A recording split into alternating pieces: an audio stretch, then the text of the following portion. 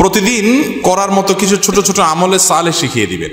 প্রতিদিন করার মতো প্রথম আমলে সালেহ হলো 5 ওয়াক্ত নামাজ সময় মতো ধীরে ধীরে আদায় করবেন। এর চাইতে বড় কোনো আমলে সালেহ নাই। এই একটা যদি করেন আর ছোটখাটো কোনো আমল নাও করতে পারেন, বড় গুনাহ থেকে বেঁচে থাকেন, ইনশাআল্লাহ নাজাতের পথ অর্ধেক সুগম হয়ে যাবে। 5 ওয়াক্ত নামাজ, এইটার কোনো বিকল্প ইসলামে আর কিছু নাই। এটা ঠিক রাখতেই হবে, এক্ষেত্রে কোনো ছাড় নাই। দাঁড়ায় না হলে বসে শুয়ে যেভাবে পারেন পড়তেই হবে, কোনো ছাড় নাই।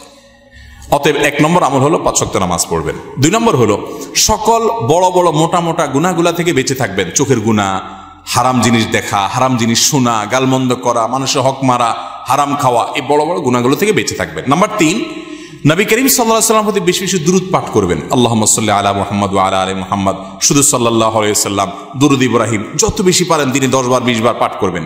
নাম্বার 4, ইস্তিগফার বেশি বেশি করবেন। আস্তাগফিরুল্লাহ ওয়া আতুবু ইলাইহি, আস্তাগফিরুল্লাহ ওয়া আতুবু ইলাইহি, আস্তাগফিরুল্লাহ আল্লাযী লা ইলাহা ইল্লা হুয়াল হাইয়ুল কাইয়্যুম, এরকম ইস্তিগফার পড়বেন। নাম্বার 5, যেই কোনো কাজ করবেন, এই কাজগুলোর পাশাপাশি কোরআনে কারীমের তেলাওয়াত প্রতিদিন একটু একটু করে করবেন। বিশেষ করে সূরা ইখলাস, কুল হুয়াল্লাহ সূরা একবার পড়লে 3 ভাগের কোরআন 3 ভাগের 1 ভাগ পড়ার সমান সওয়াব হয়। অতএব আপনি চাইলে কয়েক মিনিটের ভিতরে পুরো 1 খতম কোরআনের সওয়াব পেতে পারেন। বিশেষ সূরা ইখলাস পাঠ করবেন।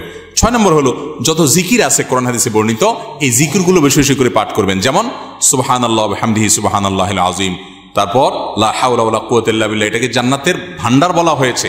তারপর আপনার দুরূদ ইব্রাহিমের পাশাপাশি অন্যান্য সাধারণ দরুদ তো পড়বেনই। যত জিকির আছে এর মধ্যে একটা জিকির আছে ইয়া জাল জালালি ওয়াল ইকরাম, বেশি বেশি করে। তাহলে ইয়া জাল জালালি ওয়াল ইকরাম, সুবহানাল্লাহ ওয়া বিহামদিহি সুবহানাল্লাহিল আযীম এবং লা হাওলা ওয়ালা কুওয়াতা ইল্লা বিল্লাহ, স্পেশালি এই 3টা বেশি বেশি জিকির পাঠ করবেন। কোন মুসলমানকে জাহান্নামে দেওয়ার পর কখনো কি তাকে জান্নাতে দেওয়া হবে? খুব গুরুত্বপূর্ণ একটা প্রশ্ন। একটু আগে যে গোষ্ঠীর কথা বলছিলাম, যারা আমাদের নবীজির হাদিসকে অস্বীকার করে, তারা শুধু কোরআন দিয়ে চলতে চায়। শুধু কোরআনে এত ইনিশিয়েট দেওয়া আছে যে এটা দিয়ে সে চলতে পারবে না। শুধু কোরআন যদি দিয়ে চলতে চায়, কোরআন তারা আমাদের নবী থেকেই পাইছে, এখন নবীর কোরআনটা মানবে, হাদিসটা মানবে না।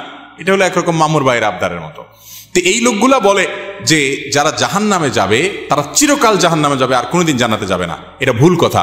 কোরআনে কারিমে আল্লাহ রাব্বুল আলামিন জাহান্নামীদের বিভিন্ন বিবরণ উল্লেখ করেছেন। অনেক পাপের কারণে জাহান্নামে স্থায়ী থাকার কথা বলেছেন, কিন্তু এগুলো সম্পর্কে